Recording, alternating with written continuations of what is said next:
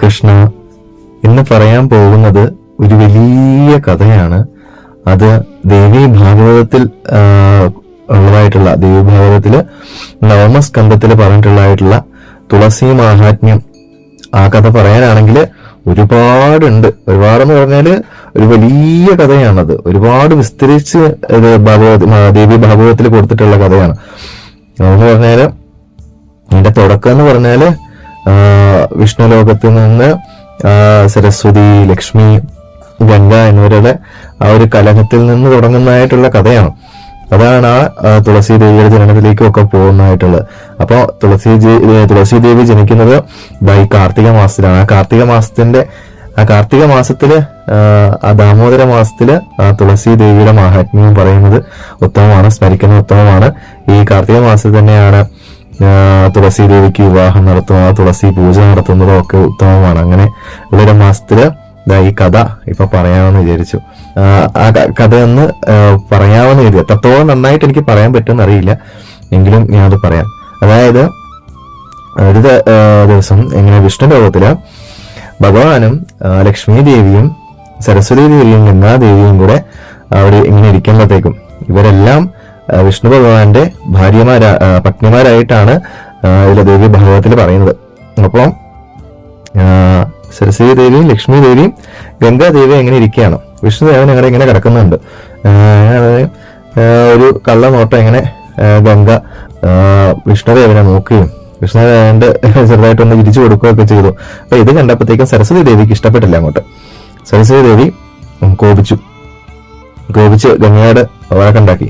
എന്തോ പണിയാ കാണിക്കുന്നത്, ഇങ്ങനത്തെ വൃത്തികെട്ട പരിപാടിയൊക്കെ കാണിക്കുമോ? ഭഗവാൻ അവിടെ ഇങ്ങനെ ആ യോഗത്തിനൊക്കെ കിടക്കുന്ന സമയത്ത് ഇങ്ങനെയുള്ള അനാവശ്യ കാര്യങ്ങളൊക്കെ ചെയ്യാമോ എന്നൊക്കെ ചോദിച്ച് സരസ്വതി ദേവി ഗംഗാദേവിയുടെ അടുത്ത് കോപിച്ചു. ഇവർ രണ്ടും കൂടെ വഴക്കുണ്ടാക്കാൻ തുടങ്ങി. വഴക്കെന്ന് പറഞ്ഞാൽ നല്ല ഉഗ്രം വഴക്ക്. രണ്ടുപേരും അങ്ങോട്ടും ഇങ്ങോട്ടും കയ്യാങ്കളിയൊക്കെ ആയി. അപ്പോഴത്തേക്കും ലക്ഷ്മി ദേവി, പാവം ലക്ഷ്മി ദേവി ഒന്നും മിണ്ടാതിരിക്കുകയാണ്. ലക്ഷ്മി ദേവി പറഞ്ഞു, പോട്ടെ വിടൂ. ലക്ഷ്മി ദേവി കൂടുതൽ സത്വഗുണപ്രധാനിയായതുകൊണ്ട് ലക്ഷ്മി ദേവി കൂടുതലായിട്ട് വഴക്കൊന്നും ഉണ്ടാക്കാനൊന്നും പോയില്ല. ഇതിനെ ചൊല്ലിയിട്ട് അത് അങ്ങ് വിട്ടുകളയൂ സരസ്വതി ദേവി, കുഴപ്പമില്ല, ഗംഗാദേവി അങ്ങനെ ഒന്നും ഓർത്തുകൊണ്ടൊന്നും ചെയ്തായിരിക്കില്ല എന്നൊക്കെ പറഞ്ഞിട്ട് ലക്ഷ്മി ദേവി ഇവരെ രണ്ടുപേരെയും സമാധാനിപ്പിക്കാനായിട്ട് ശ്രമിച്ചു. ഇത് മധ്യസ്ഥയായിട്ട് നിന്നു. എവിടെ രണ്ടുപേരും വിടുന്ന ഭാവമില്ല. സരസ്വതി ദേവിയും ലക്ഷ്മി ദേവി, നീ ആരാണെന്ന വിചാരം, നിനക്ക് ഒരു വിചാരമുണ്ട്, നിന്നോടാണ് വിഷ്ണു ഭഗവാന് കൂടുതൽ സ്നേഹം എന്നൊരു വിചാരമുണ്ട് എന്ന് പറഞ്ഞിട്ട് സരസ്വതി ദേവിയും ഗംഗാദേവി തിരിച്ചു. രണ്ടുപേരും അങ്ങോട്ട് ഇങ്ങോട്ട് തുടങ്ങി. അന്നേരം സരസ്വതി ദേവി ഇങ്ങനെ പറഞ്ഞു, ലക്ഷ്മി ദേവിയോട് ഇങ്ങനെ പറഞ്ഞു, നീ വലിയ ഉത്തമയാണെന്നൊക്കെ പറഞ്ഞിട്ട് വലിയ ശാന്ത സ്വരൂപത്തിലൊക്കെ ഇരുന്നുകൊണ്ട് വലിയ പാവമായിട്ടൊന്നും നടിക്കണ്ട. ഒരു കാര്യം ചേർത്ത്, നിന്നെ ഞാൻ ശപിക്കുന്നു. പിടിച്ചു മാറ്റാനായിട്ട് ചെന്നാണ് ലക്ഷ്മി ദേവി പറഞ്ഞു, നിന്നെ ഞാൻ ശപിക്കുകയാണ്. നീ ഭൂമിയിൽ പോയിട്ട് ഒരു നദിയായിട്ട് തീരട്ടെ, നീ ഒരു വൃക്ഷമായിട്ടും തീരട്ടെ, ഒരു നദിയായും ഒരു വൃക്ഷമായും നീ തീരട്ടെ എന്ന് പറഞ്ഞിട്ട് അങ്ങോട്ട് ശപിക്കുകയാണ്. ഒന്നും ചെയ്തില്ല, പാവം ഇവരെ പിടിച്ചു മാറ്റാനായിട്ട് ചെന്നാണ്. അപ്പം അങ്ങനെ ഒരു ശാപം കിട്ടി. ഇത് കേട്ടപ്പോഴത്തേക്കും ഗംഗാദേവിക്ക് സഹിച്ചില്ല. ലക്ഷ്മി ദേവി ഒന്നും മിണ്ടില്ല കേട്ടോ, പാവം ശാപവും വാങ്ങിച്ച് ഒരു മൂലയ്ക്ക് മാറിയിരുന്നു. അപ്പോഴത്തേക്കും ഗംഗാദേവിക്ക് സഹിച്ചില്ല. ആഹാ, നീ ലക്ഷ്മി ദേവിയെ പാവത്തിനെ വെറുതെ ശപിച്ചില്ലേ, അപ്പോ നിനക്കും ഇരിക്കട്ടെ ഒരു ശാപം, നീയും പോയിട്ട് ഒരു നദിയായിട്ട് അങ്ങോട്ട് തീരട്ടെ ഭൂമിയിലെന്ന് പറഞ്ഞിട്ട് ഗംഗാദേവിയും സരസ്വതി ദേവിയെ ശപിക്കുന്നു. അപ്പൊ സരസ്വതി ദേവി തിരിച്ച്, എന്നാ പിന്നെ നീയും ഒരു നദിയായിട്ട് അങ്ങോട്ട് തീരട്ടെ, നീയും പോവും, ശാപം നിനക്കും ഇരിക്കട്ടെ എന്ന് പറഞ്ഞിട്ട് ഗംഗാദേവിക്ക് ആകെപ്പാടെ ബഹളം, ഫുള്ള് ശാപം, അലങ്കോലായി അവിടെ. അപ്പത്തേക്കാണ് ഭഗവാൻ ഇതെല്ലാം കൂടെ കേട്ടോണ്ട് ഓടി വരുന്നത്.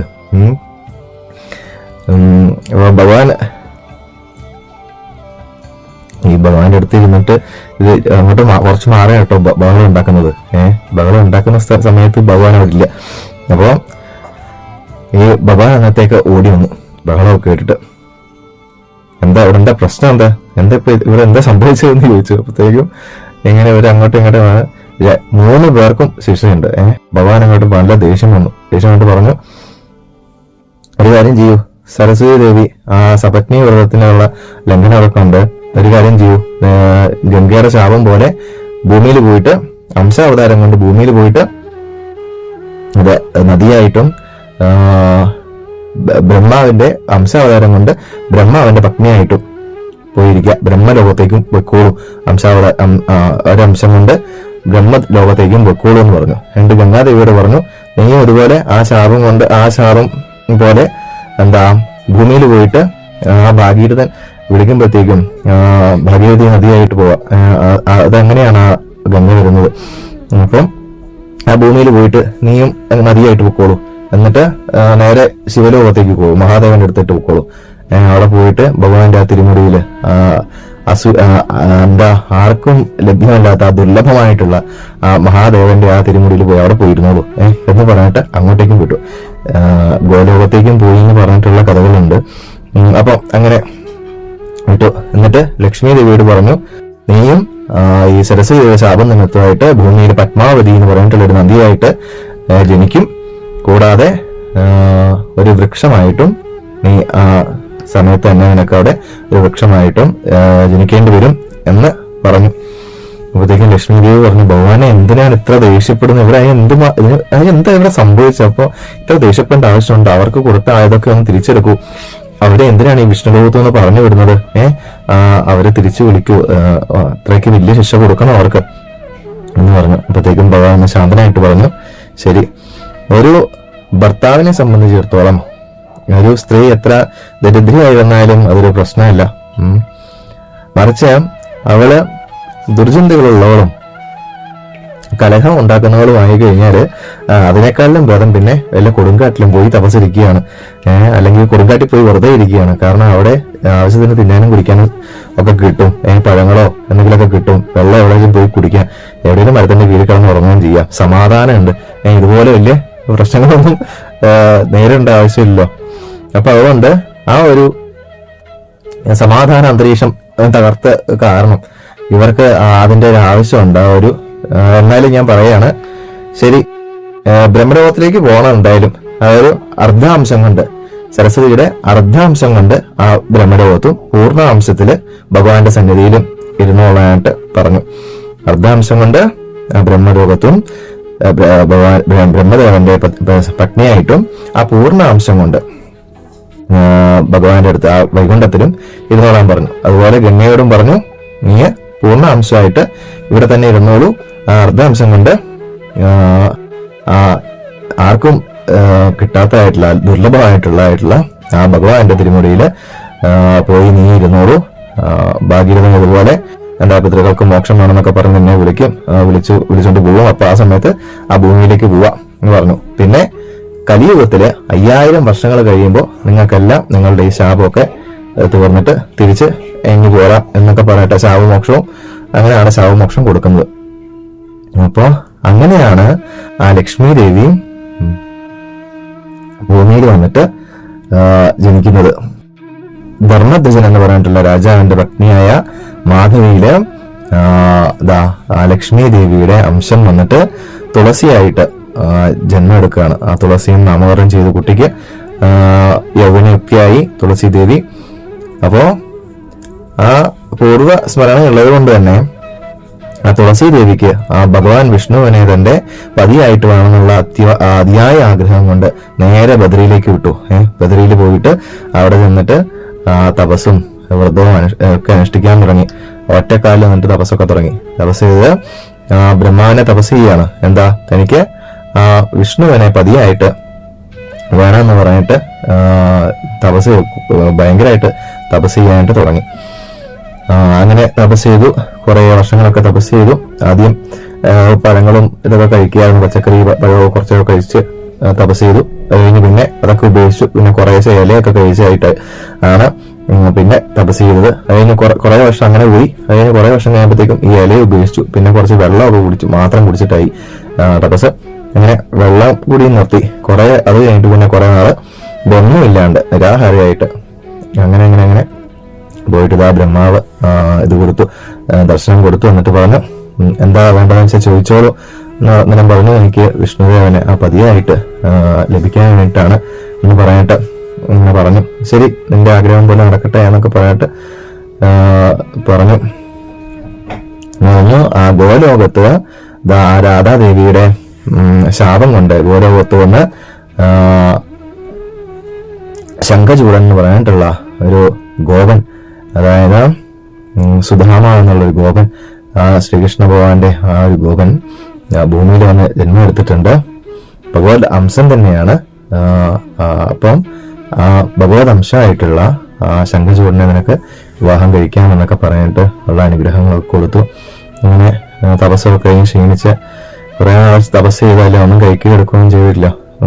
കുറെ ഭക്ഷണമൊക്കെ കഴിച്ചു, സുഖമായിട്ട് കിടന്നുറങ്ങി. കഴിഞ്ഞപ്പോഴത്തേക്ക് ഇങ്ങനെ ശംഖചൂഡൻ ഇങ്ങനെ കേട്ടു. ആ ദമ്പന്റെ പുത്രനായിട്ടുള്ള ശംഖചൂഡൻ അസുരനാണ്, ദാനവനാണ്. അസുരനായിട്ടുള്ള ശംഖചൂഡൻ ഇങ്ങനെ വന്നു, ഇങ്ങനെ കേട്ടു ഇതുപോലെ തുളസീദേവിയുടെ ഇങ്ങനെ തപസ് നിന്ന് കേട്ട് വന്നാണ്. ബദരിയിലേക്ക് വന്നു. രണ്ടുപേരും കണ്ടു, പരസ്പരം അനുരാഗത്തിലായി. എന്നിട്ട് ഇവർ രണ്ടുപേരും വിവാഹം ചെയ്തു. വിവാഹമൊക്കെ കഴിഞ്ഞു. അദ്ദേഹം ദാനവനാണെന്ന് പറഞ്ഞല്ലോ, ശംഖചൂഡൻ എന്ന് പറഞ്ഞത് ദാനവനാണ്, അസുരനാണ്. അപ്പം അസുരനായ സ്ഥിതിക്ക് അത് മാത്രമല്ല, അസുരൻ എന്നുള്ളത് മാത്രമല്ല, അദ്ദേഹം തികഞ്ഞ കൃഷ്ണഭക്തനായിരുന്നു, ഭഗവാന്റെ ഭക്തനായിരുന്നു, വിഷ്ണു ഭക്തനായിരുന്നു. ആ ഭഗവാന്റേതായിട്ടുള്ള ഒരു കവചമൊക്കെ കിട്ടിയിട്ടുണ്ട്. ആ ബ്രഹ്മാവിന്റെ വരവൊക്കെ വാങ്ങിച്ചിട്ടുണ്ട്. വിഷ്ണു കവചം ഒക്കെ നേടിയിട്ടുണ്ട്. അപ്പൊ അങ്ങനെ അത് ഒരു ആർക്കും തോൽപ്പിക്കാൻ പറ്റാത്തതായിട്ടുള്ള ഒരു അസുരനാണ്, ശക്തിവാനായിട്ടുള്ള അസുരനാണ് അദ്ദേഹം. അപ്പൊ അങ്ങനെ ശംഖചൂഡൻ കുറച്ച് അഹങ്കാരമൊക്കെ ആയിട്ട് ഈ ദേവന്മാരെയൊക്കെ ആക്രമിച്ച് അവരുടെ സ്വത്തുക്കളൊക്കെ കണ്ടുകെട്ടി എല്ലാം പിടിച്ചു വെച്ചിരിക്കുകയാണ്. അപ്പം ഒരു ദിവസം മഹാദേവന്റെ അടുത്ത് ഇങ്ങനെ വിഷ്ണുദേവന്റെ അടുത്ത് ചെന്നിട്ട് ദേവന്മാരെല്ലാം കൂടെ പരാതി പറഞ്ഞു, ഈ ശംഖചൂഡനെ കൊണ്ട് എന്താ ഒരു വഴിയില്ല, ഞങ്ങൾക്ക് ഞങ്ങളുടെ ഇത് വാസസ്ഥാനം തിരിച്ചു തരണമെന്നൊക്കെ പറഞ്ഞിട്ട് അവനെ രക്ഷിക്കണമെന്നൊക്കെ പറഞ്ഞു. അപ്പോ ഭഗവാൻ പറഞ്ഞു, അവൻ എന്റെ ആശ്രിതനായിട്ടുള്ള ഭക്തനാണ്, എന്റെ വിഷ്ണു കവചം പോലും അവനുണ്ട്, അതുകൊണ്ട് എന്നെ കൊണ്ടൊന്നും ചെയ്യാൻ പറ്റുമെന്ന് തോന്നുന്നില്ല, മഹാദേവന്റെ അടുത്ത് എന്ന് പറയാൻ പറഞ്ഞു. അപ്പൊ ഇവരെല്ലാം കൂടെ ചെന്ന് മഹാദേവന്റെ അടുത്ത് പറഞ്ഞു. അപ്പൊ മഹാദേവൻ പറഞ്ഞു, ശരി ഞാൻ നോക്കാം. ദൂതനെ പറഞ്ഞു വെച്ചു ശംഖചൂഡന്റെ കൊട്ടാരത്തിലേക്ക്. ദൂതൻ വന്നിട്ട് പറഞ്ഞു, ഇതുപോലെ മഹാദേവൻ ഇങ്ങനെ കാണണമെന്ന് പറയുന്നുണ്ട് എന്ന് പറഞ്ഞിട്ട് അവിടെ ഒരു മരത്തിന്റെ ചുവട്ടില് ഭഗവാൻ ഇരിക്കുന്നുണ്ട്, ഒന്ന് ചെന്ന് കാണണം എന്നാണ് പറഞ്ഞിരിക്കുന്നത്. ഇത് അവരുടെ ഇതൊക്കെ വിട്ടുകൊടുക്കുകയാണെങ്കിൽ കുഴപ്പമില്ല, എല്ലാം നല്ല രീതിയിൽ പോകും, അല്ലെങ്കിൽ ഭഗവാനോട് യുദ്ധം ചെയ്യാണ്ടായിട്ട് വരുമെന്നാണ് ദൂതൻ എന്നാണ് പറഞ്ഞത്. ശരി, എന്തായാലും നാളെ രാവിലെ അങ്ങ് ചെന്നേക്കാന്ന് പറയൂ മഹാദേവനെ കാണാന്ന് പറഞ്ഞിട്ട് ചെന്നിട്ട് മഹാദേവൻ തനിച്ചല്ല കേട്ടോ, എല്ലാരും ഉണ്ട്. സ്കന്ദനുണ്ട്, മുരുകഭഗവാനുണ്ട്, കാളിദേവിയുണ്ട്, അങ്ങനെ എല്ലാരും, ഭൂതഗണങ്ങള് എല്ലാരും ഉണ്ട്, ദേവന്മാര് എല്ലാവരും ഉണ്ട്, അശ്വിനി ദേവകളുണ്ട്, അഷ്ടവസുക്കളുണ്ട്, ദിക്പാലകന്മാരുണ്ട്, എല്ലാരും ഉണ്ട്. അതിന്റെ കൂട്ടത്തോടെയാണ് പോയിരിക്കുന്നത്. അപ്പൊ ഭഗവാൻ അവിടെ ഇങ്ങനെ ആ വൃക്ഷച്ചുവട്ടിലിരിക്കുകയാണ്, ധ്യാനിച്ചിരിക്കുകയാണ്. അപ്പത്തേക്കാണ് ഈ ശംഖചൂഡൻ വരുന്നത്. ശംഖചൂഡൻ വന്നിട്ട് ഭഗവാനെ നമസ്കരിച്ച് ആ ഒരു ദിവ്യ ശോഭ കണ്ടിട്ട് ശംഖചൂഡൻ ഇങ്ങനെ മതി മറന്നു. എന്നിട്ട് ഭഗവാനെ നമസ്കരിക്കുകയൊക്കെ ചെയ്തു. എന്നിട്ട് ഇങ്ങനെ പറഞ്ഞു, ഭഗവാൻ ഉപദേശിക്കുകയൊക്കെ ചെയ്യുന്നുണ്ട്. കുറെ ഒരുപാടുണ്ട് കേട്ടോ, അത് പറയാനാണെങ്കിൽ വളരെ ചുരുക്കിയാണ് ഞാൻ പറയുന്നത്. എവിടെയെങ്കിലും എന്തെങ്കിലുമൊക്കെ വിട്ടുപോകുന്നുണ്ടെങ്കിൽ ക്ഷമിക്കുക. ഇപ്പം ഭഗവാൻ ഇങ്ങനെ പറഞ്ഞു, എന്താ ഇതിങ്ങനെയൊക്കെ ഒരു കേട്ടല്ലോ, ഇവര് പറഞ്ഞു ഇവരുടെ ഒക്കെ ഉള്ള സാധനങ്ങളൊക്കെ പിടിച്ചു വെച്ചിരിക്കുകയാണ്, ശംഖചൂഡനെ ആക്രമിച്ചു എന്നൊക്കെ പറയാനായിട്ട് ഒരു പരാതിയൊക്കെ കേൾക്കുന്നുണ്ടല്ലോ, എന്താണത് എന്നൊക്കെ ചോദിച്ചപ്പോഴത്തേക്കും പറഞ്ഞു, അല്ല ഭഗവാനെ, ഇവരുടെ കൂടത്തിൽ എങ്ങനെ നിൽക്കാൻ തോന്നുന്നു? കാര്യം അമൃത് കിട്ടിയപ്പം ഇവരാണ് കൊണ്ടുപോയത്, ഞങ്ങൾക്ക് അതിൻ്റെതായിട്ടുള്ള പ്രയോജനങ്ങളൊന്നും ഉണ്ടായില്ല.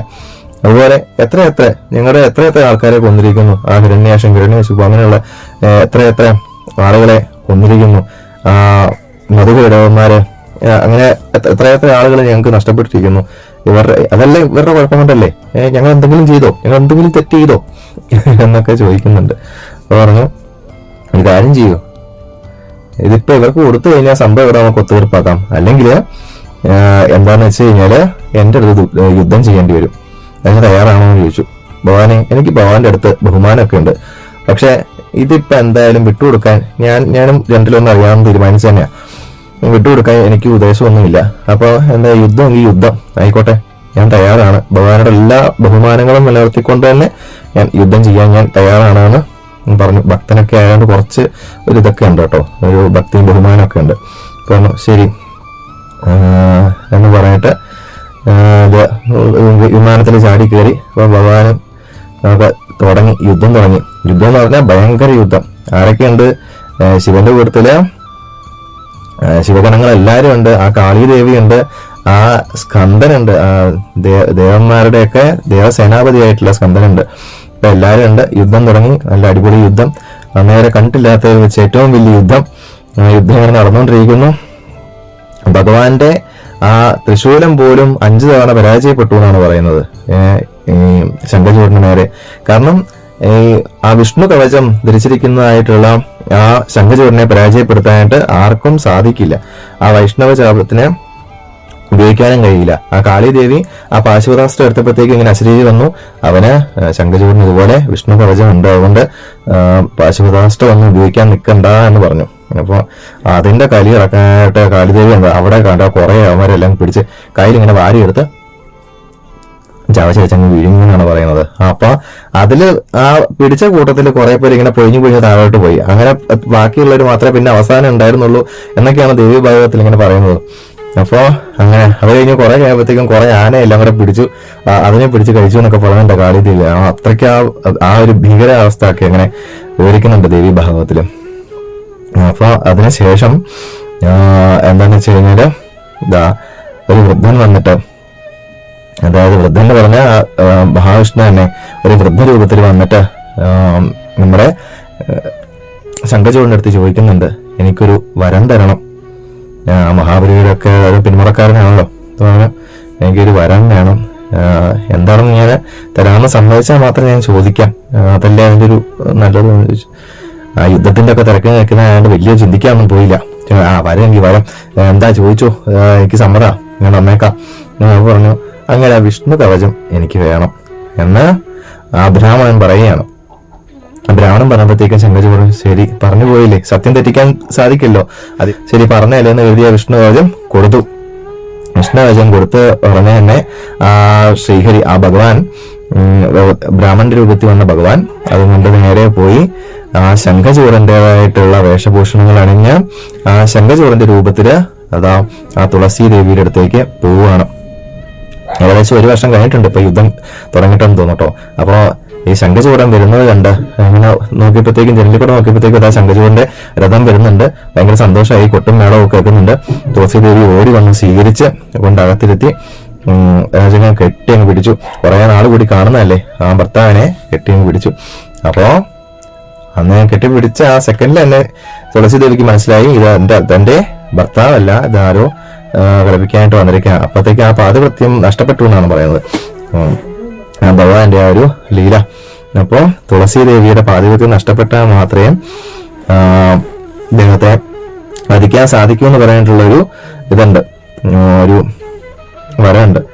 അപ്പം ആ ശംഖചൂഡന്റെ വധത്തിനായിട്ട് ആ തുളസി ദേവിയുടെ പാതിവൃത്യം നഷ്ടപ്പെടുത്തി അതാ എന്നിട്ട് മഹാദേവന ശൂലൊറ്റയാണ് പോയിട്ട് അന്നത്തേക്ക് ആ ഭഗവാന്റെ ആ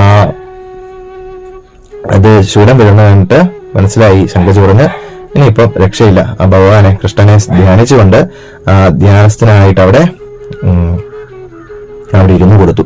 അപ്പത്തേക്കും ആ ശൂലം വന്ന് ദേഹത്ത് വീണ് ഭസ്മമായി തീരുകയാണ് ചെയ്തത് ശംഖചൂഡൻ. അങ്ങനെയാണ് ആ ശംഖചൂഡനെ വധിക്കുകയും ആ തുളസി ദേവിക്ക് പിന്നീട് അതേക്ക് ഇത് മനസ്സിലായില്ലോ, തുളസി ദേവിക്ക് മനസ്സിലായി ഇത് വന്നിരിക്കുന്നത് എന്റെ ഭർത്താവല്ല, ആരോ വേഷന്മാര്, ആരാ വന്നിരിക്കുന്നത് എന്നെ ശപിക്കും എന്നൊക്കെ പറയുമ്പോഴത്തേക്കും ഭഗവാൻ തന്റെ രൂപം കാണിച്ചു കൊടുത്തു. ശംഖചക്ര ഗദാധാരിയായിട്ടുള്ള തന്റെ രൂപം മഹാവിഷ്ണു കാണിച്ചു കൊടുത്തു തുളസി ദേവിക്ക്. എന്നിട്ട് അന്നേരത്തേക്കും ചോദിച്ചു, ഭഗവാനെ അങ്ങയുടെ മനസ്സെന്താ കല്ലാണോ? ഒന്നുമല്ലെങ്കിലും ഞാൻ അങ്ങയുടെ ഭക്തയല്ലേ, എന്നോട് എന്തിനാണ് ഇങ്ങനെ ചെയ്തത്? എന്റെ പതിയെ, എന്റെ പാതിവൃത്യം നഷ്ടപ്പെടുത്തി എന്തിനാണ്, എന്റെ പതിയെ കൊന്ന എന്തിനാണെന്നൊക്കെ ചോദിക്കുന്നുണ്ട്. അങ്ങയുടെ മനസ്സ് കല്ലാണോ? അങ്ങ് ഒരു എന്നിട്ട് അതിനുശേഷം ആണ് ശപിക്കുന്നത്, അങ്ങ് കല്ലായി തീരട്ടെ എന്ന് പറഞ്ഞിട്ട്, ഭൂമിയിലെ കല്ലായി തീരട്ടെ എന്ന് പറഞ്ഞിട്ട് ശപിക്കുന്നു. അങ്ങനെ ഗണ്ഡകി നദിയുടെ സമീപത്ത് ഭഗവാൻ ഒരു കല്ലായിട്ട് ഇങ്ങനെ വളർന്നു വരികയും അത് പിന്നീട് പൊട്ടിത്തെറിച്ച് ആ നദിയിലാകെ വീഴുകയും ചെയ്തെന്നും ആ കല്ലുകളാണ് സാളഗ്രാമമെന്നും ഒക്കെ പറയുന്നുണ്ട്. അതൊക്കെ ഒരുപാട് പറയുന്നുണ്ട്. ആ സാളഗ്രാമം എത്ര വിധത്തിലുള്ള സാളഗ്രാമം ഉണ്ടെന്നും ആ സാളഗ്രാമത്തിന്റെ മഹാത്മ്യം എന്താണെന്നും എന്നൊക്കെ ഒരുപാട് പറയുന്നുണ്ട്. ആ വിഷ്ണു ഭഗവാൻ എന്നിട്ട് തുളസി ദേവിയോട് പറയുന്നുണ്ട്, പൂർവ്വവൃദ്ധാന്തൊക്കെ പറഞ്ഞു കൊടുക്കുന്നുണ്ട്. നീ ലക്ഷ്മിയായിരുന്നു, നീ എനിക്ക് ഇങ്ങനെ ശാപം കിട്ടിയാണ്, നീ തുളസിയായത് എന്നുള്ള കഥകളൊക്കെ ഇങ്ങനെ പറഞ്ഞു കൊടുത്തു. അന്നത്തേക്കും തുളസി ദേവിയോട് പറഞ്ഞു, ഇനി ഇവിടെ അന്തർദാനം ചെയ്യുന്ന സമയത്ത്, നിന്റെ ശരീരം ഇവിടെ ഭസ്മാവുന്ന സമയത്ത് ആ ശരീരത്ത് നിന്നുണ്ടാകുന്നതായിട്ടുള്ള ഇതുകൊണ്ട് നീ ഒരു നദിയായിട്ട് ഭവിക്കും. ആ നദിയില് ആ നദിയാണ് പിന്നീട് പത്മാവതി നദിയായിട്ട് തീരുന്നത്. അതിനുശേഷം നിന്റെ തലമുടിയിൽ നിന്ന് രോമകൂപങ്ങളിൽ നിന്ന് ഒരു വൃക്ഷം ഉണ്ടാവും. ആ വൃക്ഷത്തെ തുളസി വൃക്ഷം എന്ന ആ തുളസി ചെടിയായിട്ട് ആളുകൾ കണ്ട് പൂജിക്കുകയും എന്റെ പൂജകൾക്കായിട്ട് എടുക്കുകയും ഏറ്റവും നിർമ്മലമായിട്ട് കരുതുകയും ആരാധിക്കുകയും ഒക്കെ ചെയ്യും, തുളസി പൂജയൊക്കെ ചെയ്യും എന്നുള്ളതൊക്കെ പറഞ്ഞ് ഞാൻ സ്പീഡിൽ പറയുന്ന ഒരുപാട് സമയം എടുക്കണ്ടല്ലോ എന്ന് വളരെ ഒരുപാട് വിസ്തരിച്ച് പറയാനുള്ള കഥയാണ്. അതുകൊണ്ടാണ് ഞാനിങ്ങനെ ധൃതിയിൽ പറഞ്ഞിട്ട് പോകുന്നത്. തുളസി ജലം കഴിച്ച് മരിക്കുന്ന ആൾക്ക്, അവസാന കാലത്ത് തുളസി ജലം കുടിച്ചുകൊണ്ട് മരിക്കുന്ന ആൾക്ക് ഇത് മോക്ഷം ലഭിക്കും എന്നുള്ളതായിട്ടുള്ള, പിന്നെ തുളസി മാല ധരിക്കുന്നവർക്ക് അങ്ങനെ തുളസി കയ്യിൽ പിടിച്ചുകൊണ്ട് ആരാണോ ആ ദേഹം വിയോഗം ചെയ്യുന്നത് എന്ന് പറഞ്ഞാൽ ആത്മഹത്യ ചെയ്യുന്നു എന്നല്ല പറയുന്നത് കേട്ടോ, സ്വയം ആ യോഗാവസ്ഥയിലെത്തിയിട്ട് തുളസി കയ്യിൽ പിടിച്ചുകൊണ്ട് അതിൽ ആ ബ്രഹ്മത്തിൽ ലയിക്കുന്ന ആളുകൾക്കൊക്കെ അതിൻ്റെതായിട്ടുള്ള ഗുണങ്ങളൊക്കെ ഉണ്ടാവും. ഒരു ബ്രഹ്മലോകം, വിഷ്ണു ലോകം പ്രാപിക്കാൻ പറ്റും. പിന്നെ തുളസി കയ്യിൽ വെച്ചുകൊണ്ട് ആരെങ്കിലുമൊക്കെ കള്ളമൊക്കെ പറയുകയോ എന്തെങ്കിലും അസത്യമൊക്കെ കാണിക്കുകയൊക്കെ ചെയ്തു കഴിഞ്ഞാൽ അവർക്ക് കാളസൂത്രം എന്ന് പറഞ്ഞിട്ടുള്ള നരകം ലഭിക്കും എന്നൊക്കെ പറഞ്ഞിട്ട് ആ തുളസിയുടെ മഹാത്മ്യങ്ങൾ തന്നെ ഒരുപാട് പറയുന്നുണ്ട്. അതുപോലെ തന്നെ ആ സാളഗ്രാമത്തിന്റെ ആയിട്ടുള്ള മഹാത്മ്യങ്ങൾ അതും ഒരുപാട് പറയുന്നുണ്ട് ദേവി മഹാത്മ്യത്തിൽ. അത് ഒരുപാടുണ്ട്. ആ നവമസ്കന്ധം ഏകദേശം മുഴുവനായിട്ടും എന്ന് പറഞ്ഞ പോലെ തന്നെ തുളസി മഹാത്മ്യങ്ങളാണ് പറയുന്നത്. അപ്പം ഇതാണ് ആ തുളസിയുടെ കഥ. വളരെ ചുരുക്കി ഞാൻ പറഞ്ഞത്. പറ്റുമെങ്കിൽ ഇനി ഒരു ഇതുകൂടെ വീഡിയോ കൂടെ ഞാൻ ചെയ്യാം, അത് വിശദമായിട്ട്. എന്തെങ്കിലും വിട്ടുപോയിട്ടുണ്ടോ എനിക്കറിയില്ല. ഞാൻ പറഞ്ഞതിൽ എല്ലാം വ്യക്തമായോ എന്ന് എനിക്കറിയില്ല. എന്തെങ്കിലും സംശയങ്ങൾ ഉണ്ടെങ്കിൽ ചോദിക്കാം. ഞാൻ ദേവി ഭാഗവതം നോക്കിയിട്ട് ഞാൻ അതിൽ എന്തെങ്കിലും ഞാൻ പറഞ്ഞുതരാം. അപ്പോൾ എല്ലാവർക്കും ഉണ്ടാവുന്ന ഒരു സംശയം ഇതായിരിക്കാം, സരസ്വതി ദേവിയും ഗംഗാദേവിയും എങ്ങനെ വിഷ്ണുദേവന്റെ പത്നിമാരായി എന്നുള്ളത്. നമ്മളെല്ലാവരും കേട്ടിട്ടുള്ളത് അങ്ങനെയല്ല ഇതുവരെ. പക്ഷെ ദേവി ഭാഗവതത്തിൽ പറയുന്നത് ഇങ്ങനെയാണ്. അവരുടെ ഓരോ അംശം കൊണ്ടാണ് ആ ബ്രഹ്മദേവന്റെ പത്നിയായിട്ടിരിക്കുന്നത് എന്നാണ് പറയുന്നത്. ഭഗവാന്റെ പത്നിയായിരുന്ന സരസ്വതി ദേവി അർദ്ധാംശം കൊണ്ടാണ് ബ്രഹ്മദേവന്റെ പത്നിയായിട്ടിരിക്കുന്നതെന്നും ആ ഗംഗാദേവിയും ഇതേപോലെ ഭഗവാന്റെ പത്നി ആയിരുന്നു.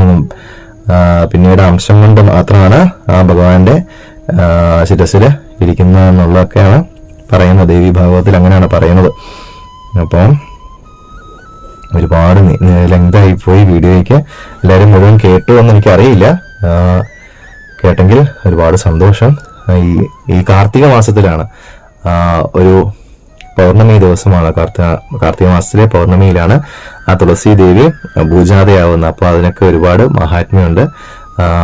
പിന്നെ ഏകാദശിക്ക് ദ്വാദശിക്ക് ഒന്നും തുളസി നമ്മൾ പൂജയ്ക്കൊക്കെ നേരത്തെ പറിച്ചു വെക്കും. അതുപോലെ തന്നെ അന്നും നമ്മൾ അതിൽ നിന്ന് തുളസി ചെടിയിൽ നിന്ന് തുളസി പറിക്കാൻ പാടില്ല എന്ന് പറയും ഏകാദശിക്ക് ഒന്നും. പിന്നീട്